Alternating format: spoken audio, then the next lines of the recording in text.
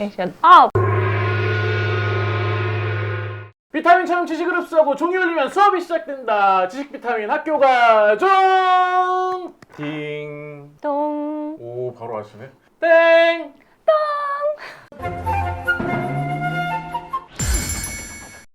오늘은 그러면은 제목이 좀 신기합니다. 네. 그때 청약을 가져오셨는데 지금 청약에 대안을 가져오셨어요. 그렇죠. 로또 청약에 대한 토지 임대부 환매 조건부 주택이라는 네. 주제인데 태어나서 처음 들어봤어요. 네. 환매 조건부 주택? 이게 어떤 얘기예요? 명칭도 생소한 제도이잖아요. 맞아요. 이건 2007년도에 처음 한번 도입이 되었던 제도입니다. 네. 당시 잠깐 나왔다가 크게 인기가 없어서 없어졌다가 최근에 이제 다시 관심을 받고 있는데요.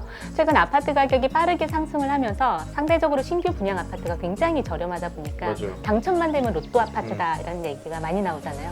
그러다 보니까 이런 이제 논란이 있다 보니까 이제 또 다른 하나의 대안으로 제시가 되고 있습니다. 로또의 특징이 뭔지 아세요? 뭔가요? 나는 안 돼.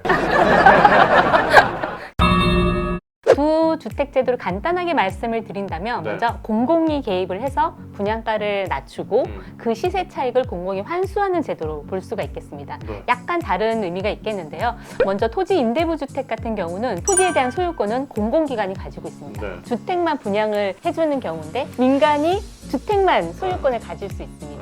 그리고 이제 토지는 이제 정부 거다 보니까 토지에 대한 사용료를 내게 되죠. 네. 하지만 상대적으로 저렴하게 주택을 분양받을 수 있는 이점이 있는 거고요. 네. 또 다른 주택은 이제 환매 조건부 주택인데 공공기관이 아파트를 분양을 합니다. 네. 그러면 시세의 한 7, 80% 정도로 분양을 하고 네. 대신 이 주택은 반드시 공공에게만 매각을 해야 되는 겁니다. 그럼 할 때. 그렇죠. 그럼 그 시세 차익을 공공이 다시 가져가게 되겠죠. 네. 그러면 우리는 거기 살긴 하지만 시세 차익은 1도 못 가죠? 우리나라 같은 경우는 아마 그 시세 차익을 가져가는 걸로. 국가에서? 네.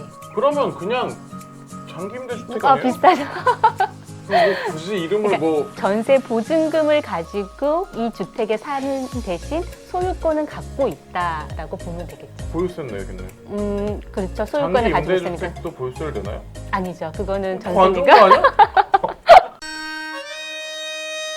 토지 임대부 주택 같은 경우는 누구나에게 팔 수 있습니다. 전매 제한 기간이 풀리면 주택에 대한 그 소유권을 갖고 있기 때문에 누구나에게 팔 수 있습니다. 대신에 토지 이용료를 낸다. 그렇죠. 매달?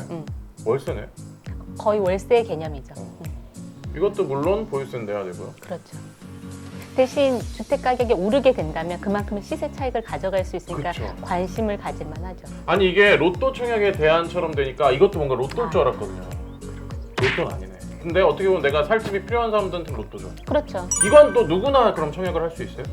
그렇진 않습니다. 이 제도 자체가 서민들이 주택을 마련할 수 있는 맞아요. 그런 그 혜택을 주는 방안이라고 볼 수 있기 때문에 먼저 실수요자들을 대상으로 하겠죠. 실수요자. 그러다면 이제 무주택자 그리고 1가구 1주택자에게만 허용이 되는 네. 제도입니다. 다만 이제 그 토지의 임대 기간이 한 40년 정도로 좀 장기간이라 40년. 네, 장기간이에요. 과거 같은 경우는 전매 제한이 5년 정도 걸렸었거든요. 네. 근데 최근에 이제 법이 개정이 되면서 30년으로 전매 제한을 걸어둔 상황입니다. 내가 이 집을 사서 시세 차익을 얻어서 돈을 벌겠다라는 분한테는 적합하지 않고 직접 맞아요. 내가 지금 살 집이 필요한 사람들 그런 사람들은 솔직히 더 싸게 내 집을 구할 수 있는 거잖아요. 그렇죠. 확실히 그리고 좀 어떻게 아니네. 본다면 주택 가격이 하락을 할 경우 같은 경우는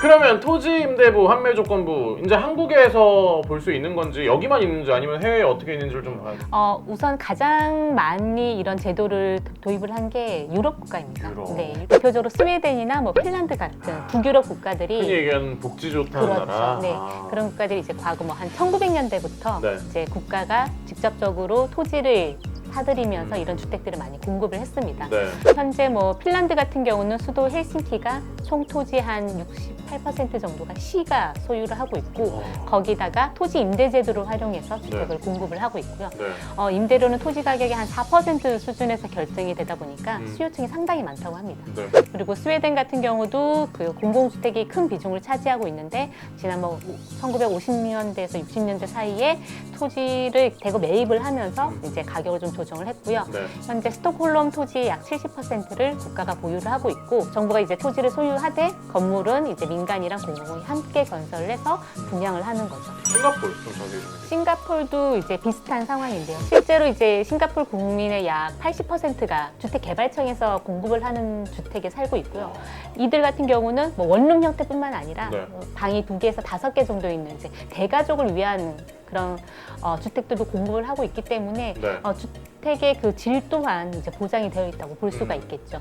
다만 이제 분양가가 이제 정부에서 분양을 하다 보니까 50에서 60% 정도로 싼 편이고요. 다만 이제 5년 정도 전매 제한이 걸려 있고 5년 내에 팔 때는 정부가 매입을 하되 이제 5년이 지나면 시장에 팔 수가 있어요. 네. 그런데 그 파는 금액의 시세 차익의 일정 부분을 국가가 가져가긴 해요. 뭐 네. 어차피 싸게 들어갔으니까 그래 그건 내가 감수하면서 할게. 이거 인기 되게 많을 것 같은데? 싱가포르? 그러니까 80% 이상이 여기에 되게 사는 거예요. 근데 확실히 아까 얘기했듯이 무주택자, 지금 당장 집이 필요한 사람들한테는 굉장히 좋은 제도일 수 있는 것 같은데 왜 그동안 이걸 많이 안 했을까요? 이게 우선은 토지를 확보하고 주택을 마련하는 게 쉽지가 않은 상황이었고요. 과거에 2007년도에 처음 이제 이 제도가 경기도 군포시 그 택지 개발 사업지구에 도입이 됐었어요. 네. 당시 한 800세대 정도 분양을 했었는데 토지 임대료를 내야 된다잖아요. 그때 한 40만 원 정도 냈었거든요. 한 달에? 네. 굉장히 좀 부담스러운 것도 있고 위치도 그렇게 좋지 않았다 보니까 네. 분양이 안 됐어요. 그러면서 이제 실패해서 없어졌다가 2009년도에 이제 특별법이 만들어지고 이 네. 제도가 다시 도입이 되었고 이제 강남구의 그 보금자리 주택에서 이 제도가 도입이 돼서 거기 어느 지역이에요? 강남? 태곡동이랑 자곡동. 네. 자고. 처음에는 그렇게 인기가 많지는 않았지만 이제 입주하면서 이제 위치상도 좋고 하니까 이제 수요가 많이 증가를 했고 5년 그 전매 제한이 풀리면서 가격이 많이 뛰었죠. 그리고 최근 이제 주택 가격 같이 오르면서 많이 이제 시세 차익을 기대할 수 있는 상황이 됐습니다. 네. 투자의 목적보단 진짜 실거주가 필요하신 분들한테 확실히 좋은 제도인 것 같아요. 그렇죠. 저는 아직 청약 대상자. 1등 신랑감이네요. 미혼이죠. 자, 비타민처럼 지식을 흡수하기. 오늘도 종이 올리면 우리는 집으로 안녕.